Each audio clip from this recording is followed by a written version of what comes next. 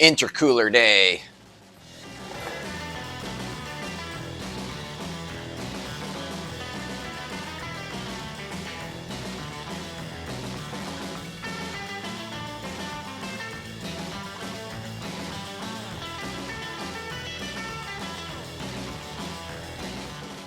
Okay, for those that have never watched before, this is my 1972 Ford Crewcab dually lowrider truck that I am upgrading with a 12-valve Cummins.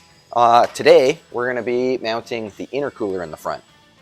So throughout the last week and a half or so, or 2 weeks, while we've been driving around in the 47 doing swap meets, in between, I have mounted the air conditioning condenser. I've got the transmission cooler mounted. The rad is all mounted, and I've started a little bit of intercooler plumbing. So plan A was to use this intercooler right here, which is the original intercooler out of the 95 Dodge donor truck that I had. Unfortunately, it's way too big to work.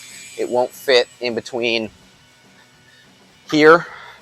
It won't fit under the grill, and it fits, I don't know, it doesn't work. It's way too big. So we scrapped that plan, and then I went on to plan B, which was this little intercooler here. I found this on Marketplace. Somebody bought it, I think for their Mazda, and it didn't work out. So I got that really cheap off Marketplace and was going to go with that route until the last swap meet we were at.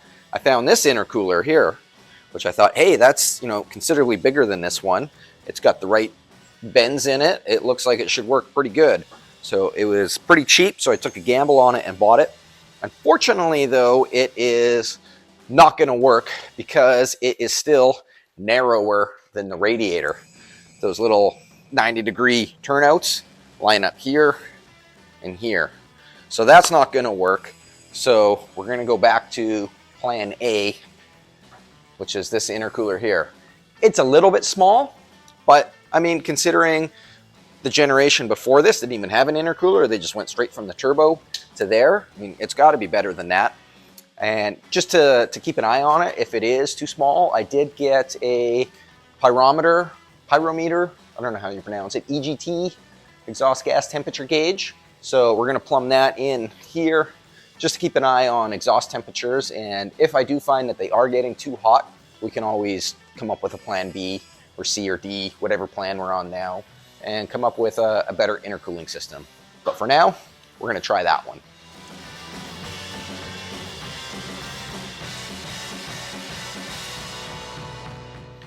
I was playing around with this last night and realized these little threaded inserts are metric, and I don't have metric stuff at all. So first thing I had to do this morning was run to the store and get some longer metric bolts.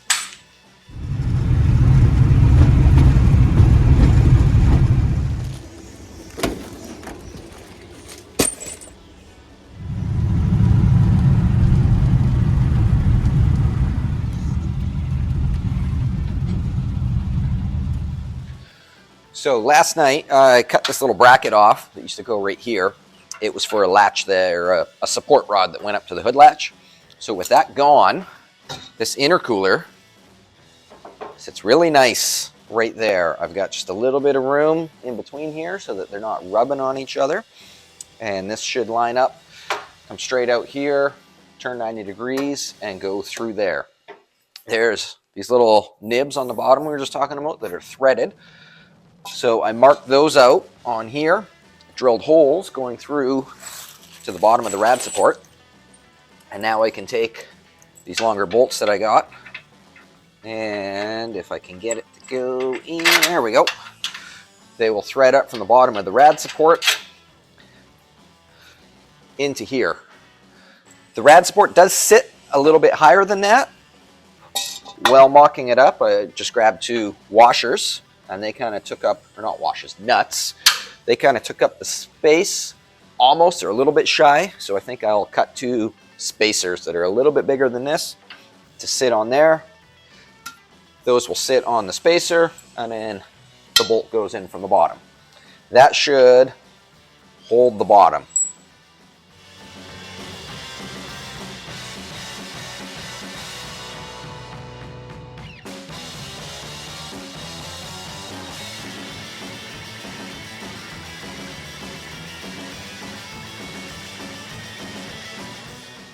to make the spacers, I couldn't find any tubing that was heavy enough for what I needed, so I just took some 1/2-inch flat washers and a 1/2-inch nut and tack welded them together, and that'll work great. Paint it black, put it back, nobody will ever know.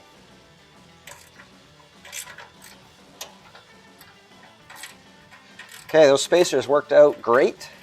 We got this mounted in place now, so the next step, I guess, is we have to connect this, go through there 90 degrees and hook into the other tube. And this guy's got to come through here 90 degrees and work its way up to the intake. I don't know how I'm going to do that yet, but we'll figure it out, I guess.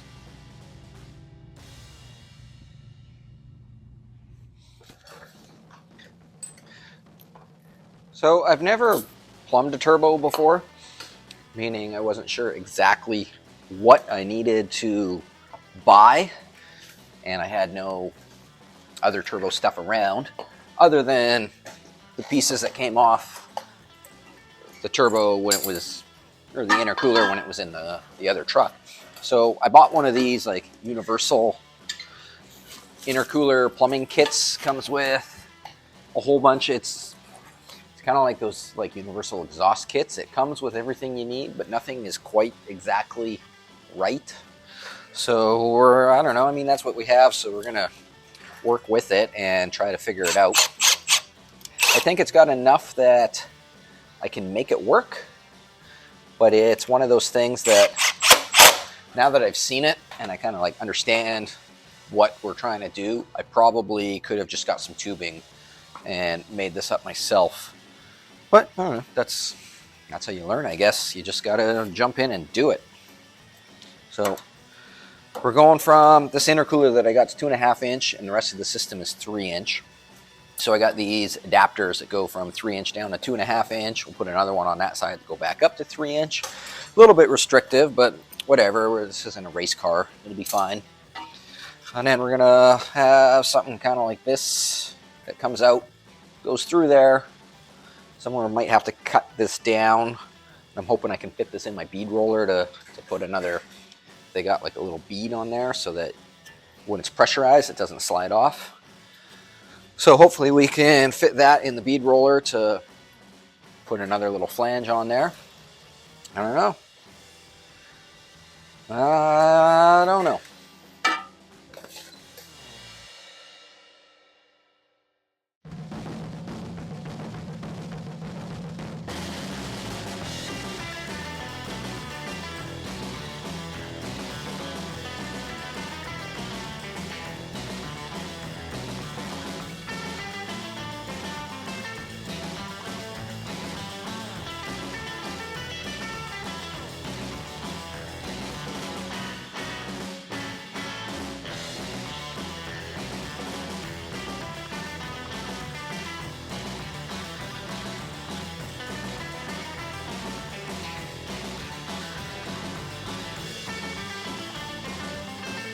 Okay, I just cut this first tube down, and I want to put a bead on it like that to stop the hose from blowing off. So I've never done this before. So before I screw that one up, I'm going to take my cutoff that I don't need anymore and put it in here and line it up with about like that. I got my lowest profile bead in there. Bead roller, swager, whatever you want to call it. Okay, that worked pretty good. Maybe we'll go a little bit more. Okay, maybe we'll go a little bit more actually. Cool. It's a little uneven. I think when I do the proper one, I might put a little line on it for a guide. But yeah, that rolled in there really nice. I'm happy with that. Other than I got a little crooked there, but it's just a test piece, so who cares? All right, time for the real one. So I took some 3/4-inch masking tape and just went around there to use that as a guide. If I keep this on the edge of that, I think we should go pretty straight. We're gonna crank this down. I might move this a bit so that when this flips around, it doesn't hit this pile of small block Chevy garbage. Okay. So I don't have very much pressure on it for the first revolution.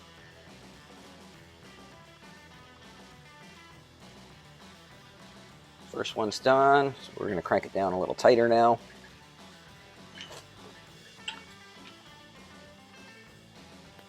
Voila. I guess it doesn't have to be totally perfectly dead straight with the rest of the world, because when the hose is on, it'll be hidden. First time I ever made custom rad hoses out of tubing. I never put an end on there, or a bead roll on the end like that. I was test driving. It was a 27 Model T Roadster with a flathead in it, with an 8BA. So I had basically two steel lines like that went up into the radiator. Driving down the freeway, testing this thing, and it's running at 180 degrees. And all of a sudden, the hose blew off because it didn't have this to stop the hose clamp from sliding. And I mean, they pressure up. So it blew off going down the freeway on the passenger side. My friend was riding with me. He was pretty tall, so he was above the windshield. And he got a face full of coolant, 180 degree coolant. It wasn't very nice. I mean, he survived. He didn't die. He was fine. But it definitely made him scream. Okay, that worked great. I think once I get the tape off here, we should be okay. There it is, no tape. That'll work just great.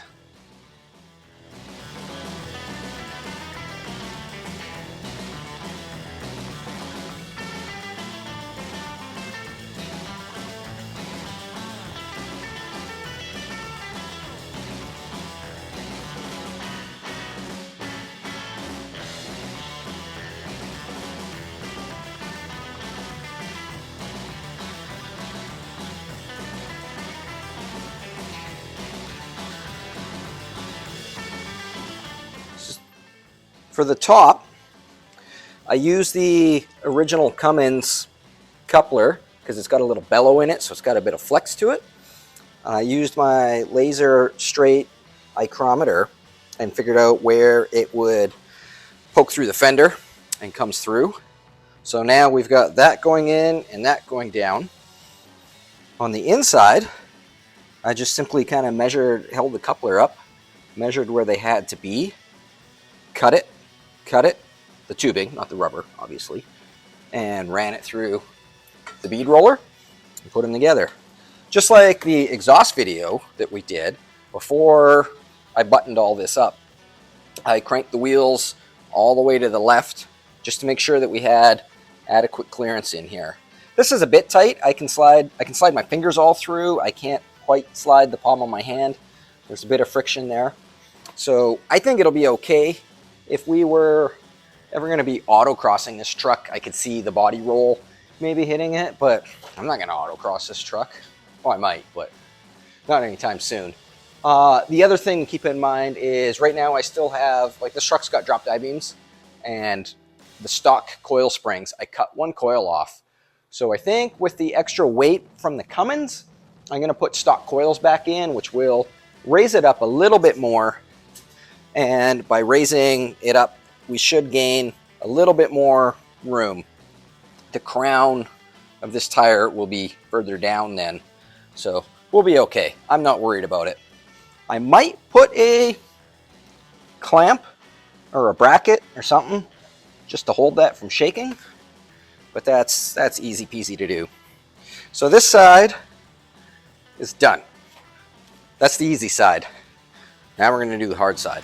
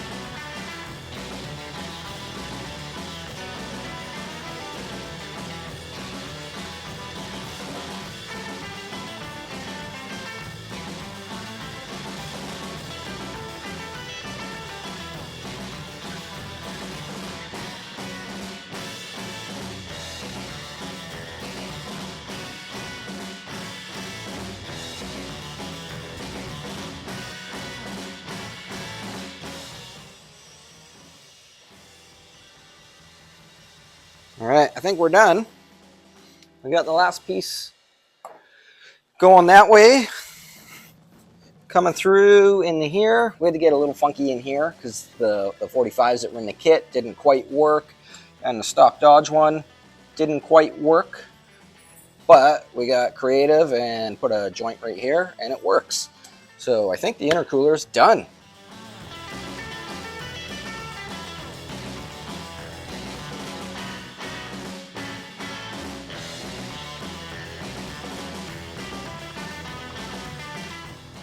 What do you think, Doris? Doris doesn't care.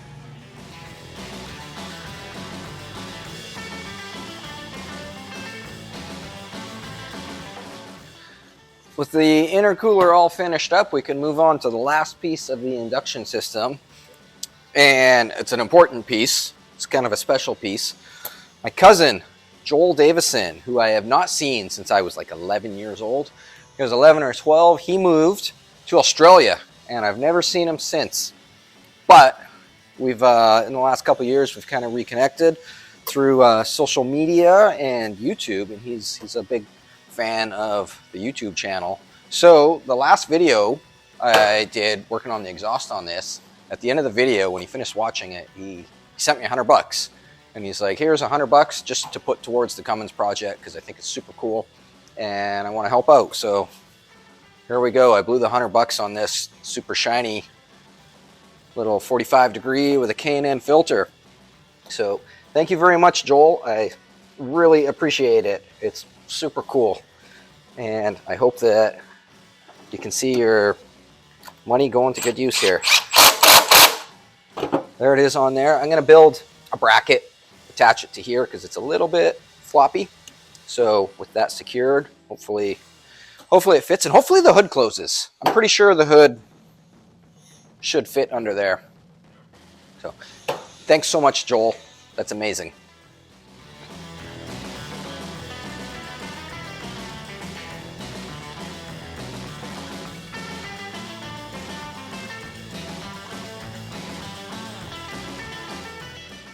All right, with the intercooler system and the induction system all done, we're going to move on to the air conditioning now.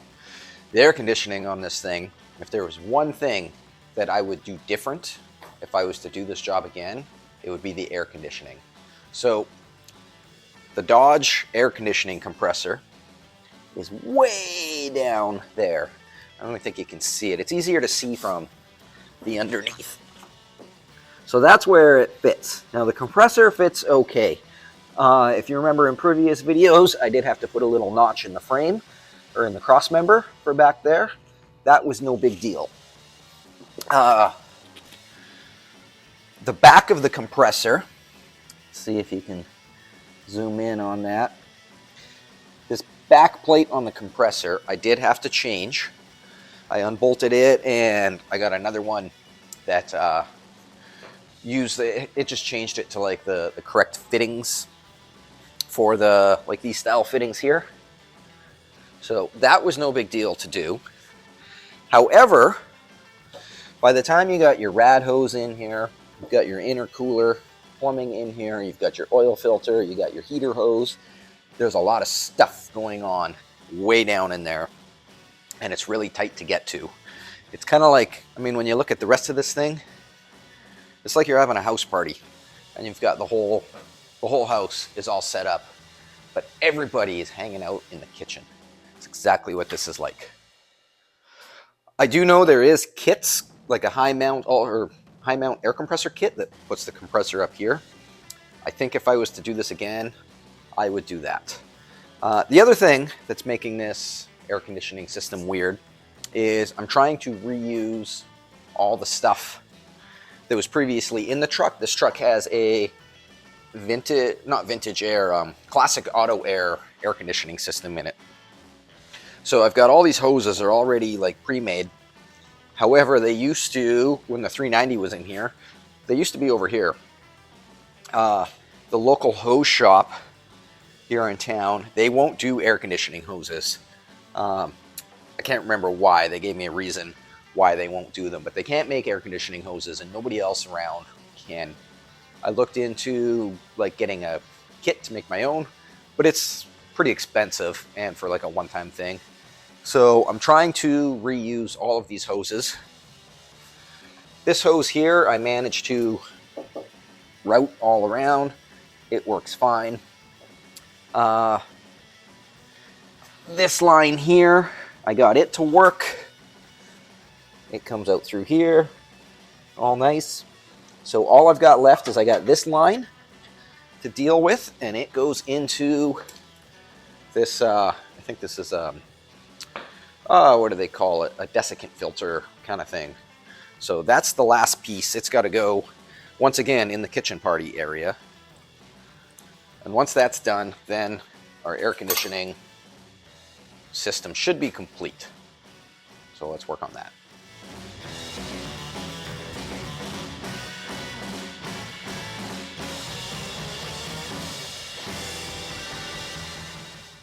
This guy fits pretty nice right here, so I screwed it down.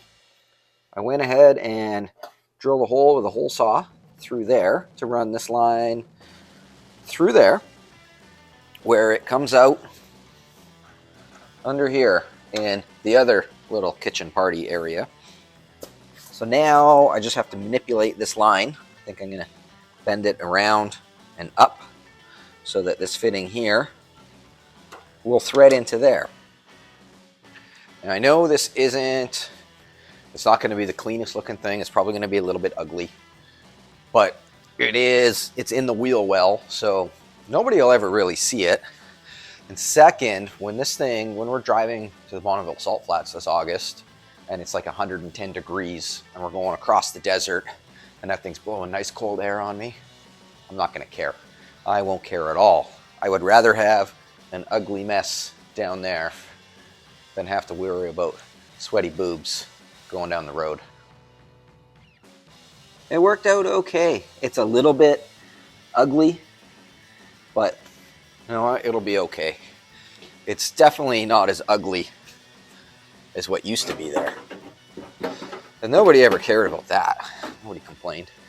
The one thing I do want to do when I pull this apart again for paint, I marked this and a couple other spots as well that are a little bit close, so I can open those up a little bit more. And obviously when this goes together, it's going to have grommets around there, just like that. This is all just mock-up because it's going to come apart right away, so that other stuff can all get painted.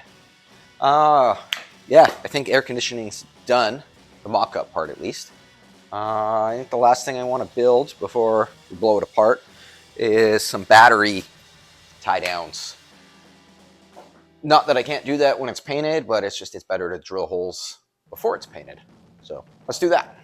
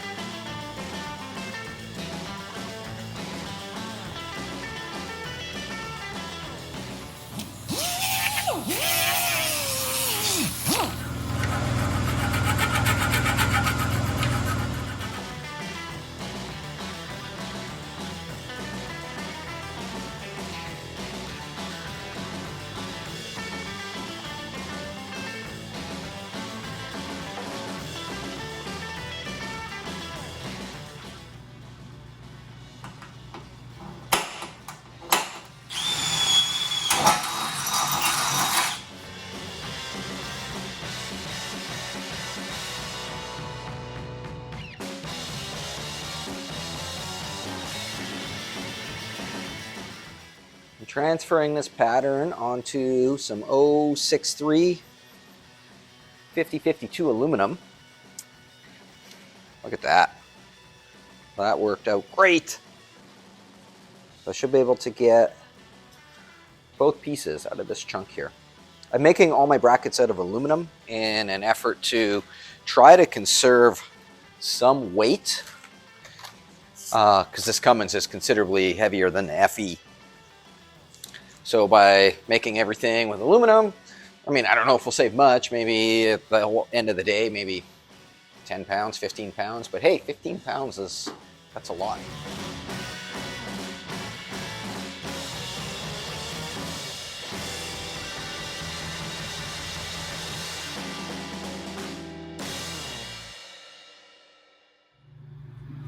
when I marked out where to make my brake, I made sure that I put the scratched side on the inside so that when it's all put together, you don't see those scratches. This is an old piece of aluminum that I had laying around, so it's got a little bit of wear and tear on it. Both battery mounts are done. When I put it together, I made sure to put the bolts going this way rather than this way, so that if the battery does ever joggle around or whatever, the end of the bolt doesn't stab through it. So I think we're ready to blow this thing apart now. That's about it for fabrication and mock-up and stuff. We'll blow it apart, paint it black, and then just put it all back together. I think we'll do another video for that, so that's the end of this video. Thank you very much for watching. I really appreciate it. Make sure you check out the website, lgspeedcustom.com, to get yourself a LG Speed and Custom shirt. Every shirt that you buy just puts more money into doing projects like this, so I really appreciate the support and the help. Also, thanks to the Cavalleros for more fantastic music. Great local Victoria surf band. Go check out thecavalleros.com and get yourself a CD and a shirt from them as well. Support them because they support us. And yeah, I think that's everything. Thanks again to Joel for this air cleaner. That is super cool. Really, really appreciate that a lot. That's great. Anyways, thanks for watching. Make sure to like, comment, subscribe, hit notifications, share the video, tell your friends, and we'll see you later.